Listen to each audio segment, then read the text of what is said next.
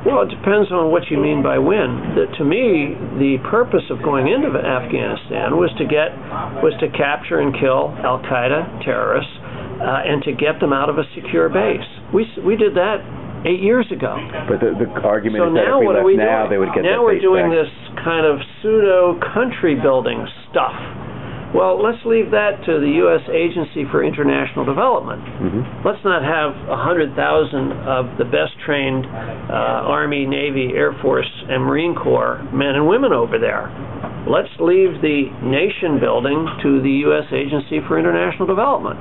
What about the argument that if we left, the Taliban would get the territory back? Yeah, they might well, but then the question is, are they going to invite Al-Qaeda back in?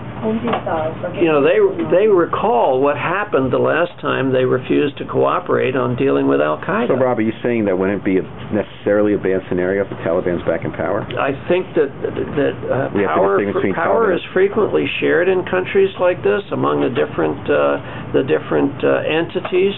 It can be shared. You can have some sort of stability. We certainly had that in Iraq. Would you have no soldiers in Afghanistan? What's that? Would you have any soldiers in Afghanistan? 6,000 to 8,000 maybe. And how many do we have now? Over 100,000. And what would those soldiers do?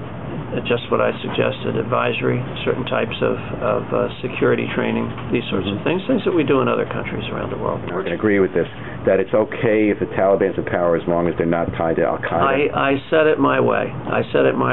That trying to develop coalitions with different groups in this country to achieve a situation where Al-Qaeda is not allowed to reestablish its base. I mean, that's something that has to be looked at. A country like Afghanistan, which is a decentralized country from the standpoint of its government structure, was decentralized under the king, and it's essentially decentralized now.